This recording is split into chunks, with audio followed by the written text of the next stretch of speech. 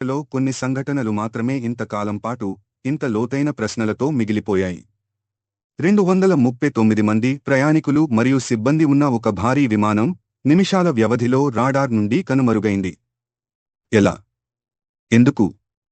Malaysia airlines flight MH370 రహస్యాన్ని ఛేదించే ప్రయత్నమే ఈ కథనం.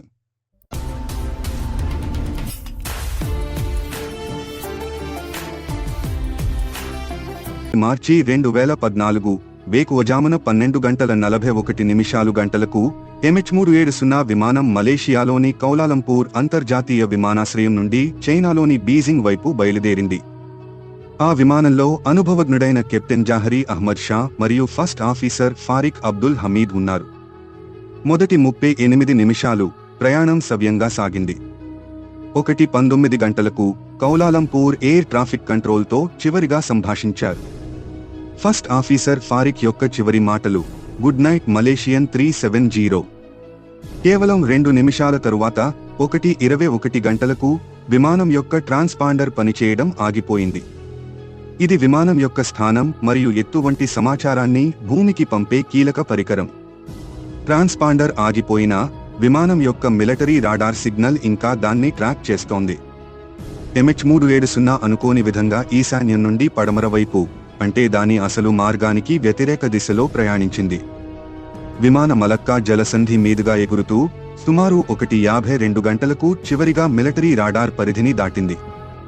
అప్పటి నుండి ప్రపంచంలోని అత్యంత సాంకేతికంగా అభివృద్ధి చెందిన విమానం కేవలం ఒక ఆత్మలా మిగిలిపోయింది. అయితే రహస్యంగా విమానం ప్రతి గంటకు ఒక పింగ్ ను ఉపగ్రహానికి పంపింది. బ్రిటిష్ టెలికమ్యూనికేషన్స్ సంస్థ ఇన్మార్సాట్ సేకరించిన ఈ 7 పింగ్లు విమానం సుమారు మరో 7 గంటల పాటు ప్రయాణించిందని సూచించాయి. దాని చివరి పింగ్ స్థానం దాన్ని దక్షిణ హిందూ మహాసముద్రంలోని అపారమైన ప్రాంతంలో ఉంచింది. దశాబ్దాలుగా ఎవరూ చూడని అతిపెద్ద సెర్చ్ ఆపరేషన్లు మొదలయ్యాయి.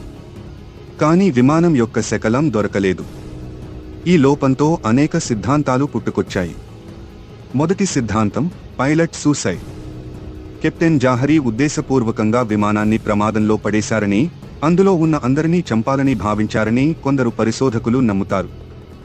రెండవ సిద్ధాంతం, హైజాకింగ్ లేదా ఫైర్ మెకానికల్ ఫెయిల్యూర్.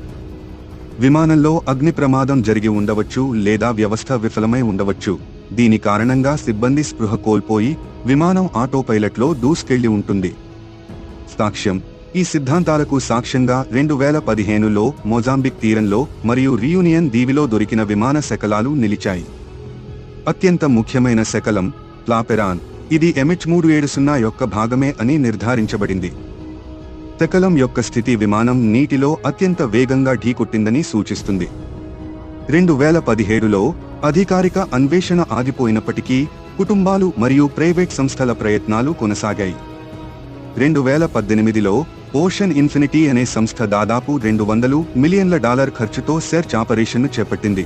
కానీ అది కూడా విఫలమైంది. 2023లో కొత్త నివేదికలు మరియు డేటా విశ్లేషణలు విమానం యొక్క చివరి ప్రదేశాన్ని మరింత ఖచ్చితంగా నిర్ణయించడానికి సహాయపడ్డాయి. 2023 వరకు MH370 ఇప్పటికీ పరిష్కరించబడలేదు, కానీ కొత్త అభివృద్ధులు ఈ కేసును జీవించినట్లు ఉంచుతాయి. 2022లో ఫ్రెంచ్ నేతృత్వంలోని శాటిలైట్ చిత్రాల విశ్లేషణ ఇండియన్ ఓషన్లో సంభావ్య డెబ్రిస్ను గుర్తించింది. ఇది మళ్లీ ఆసక్తిని పెంచింది. మలేషియా మరియు ఆస్ట్రేలియా 2023లో మరో శోధనకు ప్రణాళికలను ప్రకటించాయి. ఇది డ్రిఫ్ట్ మోడలింగ్ ఆధారంగా 25,000 చదరపు కిలోమీటర్ల ప్రాంతంపై దృష్టి సారించింది. సాంకేతిక అభివృద్ధులు ఆశను అందిస్తాయి. ఆధారిత డ్రిఫ్ట్ సిమ్యులేషన్స్ మరియు డీప్సీ డ్రోన్స్ బ్రేక్ను గుర్తించగలవు.